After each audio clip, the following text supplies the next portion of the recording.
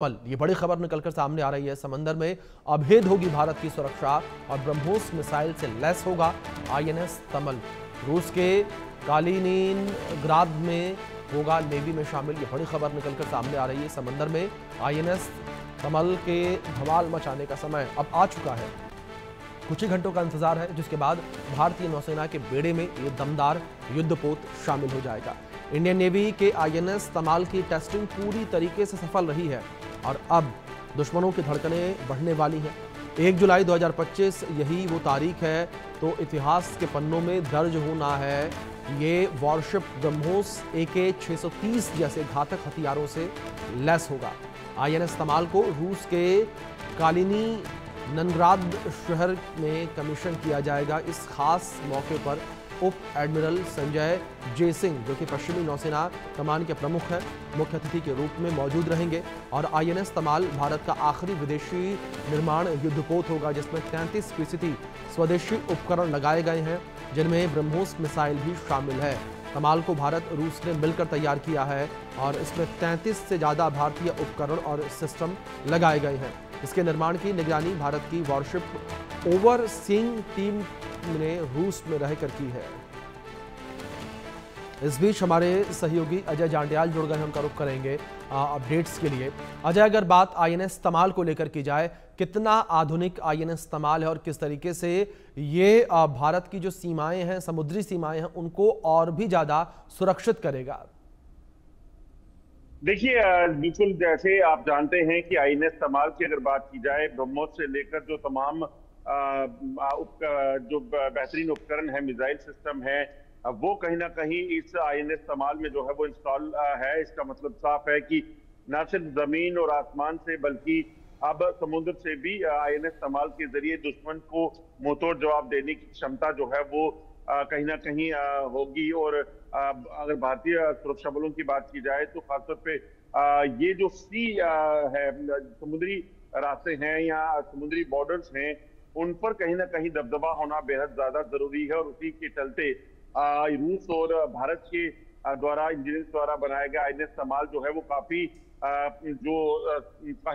जो है वो बेहतरीन जो है वो साबित होने वाला है। सबसे बड़ी बात है कि ये बेशक इंडिजिनस नहीं है, मगर फिर भी लगभग भारत और रूस के ने मिलकर इसे तैयार किया है और इसमें खासतौर पर 35 के करीब उपकरण जो है वो भारतीय लगाए गए हैं। तो उससे ये साफ दिखता है कि कैसे कैसे भारत की क्षमता जो है वो डिफेंस के क्षेत्र में बढ़ी है और आने वाले समय में जो है भारत आत्मनिर्भर जो हो रहा है उसमें और बेहतर करेगा।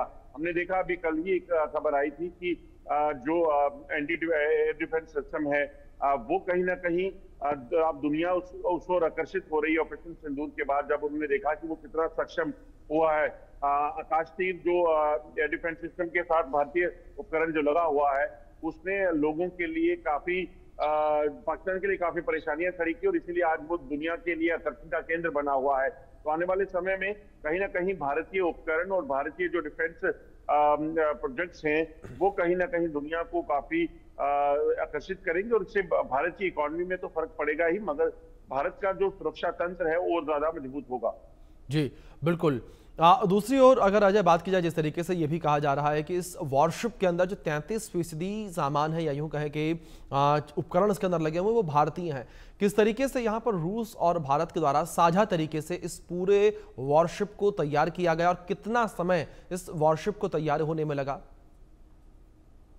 देखिए, तमाल की खासियत यह है कि तमाल में सिर्फ रूस ही नहीं बल्कि भारतीय जो सिस्टम है उनको इंस्टॉल किया गया है। और दूसरी अहम चीज ये कि अगर इसकी बात की जाए तो लगभग 55 किलोमीटर प्रति घंटा की रफ्तार से ये चल सकता है, यानी कि ये एक बेहतरीन समुद्र में स्पीड रहती है। वहीं अगर बात की जाए तो मॉडर्न स्टील जो है इसका इस्तेमाल इसमें किया गया है। और बड़ी चीज है कि 3000 किलोमीटर तक का सफर जो है ये एक बार में कर सकता है। तो ऐसे ही कई और चीजें हैं जो इस तमाल को जो है वो बेहतर बनाती है और यकीनन भारत का समुद्र में दबदबा जो है वो बढ़ने वाला है जब ये भारतीय युद्धपोत में शामिल हो जाएगा। बिल्कुल अच्छा, जाहिर तौर पर और भारत और रूस के रिश्ते जो हैं वो भी कहीं ना कहीं मजबूत होते हुए नजर आ रहे हैं, जिस तरीके से दोनों देशों के बीच लगातार रक्षा क्षेत्र में सहयोग देखने को मिलता है। फिलहाल बहुत शुक्रिया आपका जुड़ने के लिए और तमाम अपडेट्स के लिए अजय। देश के कई राज्यों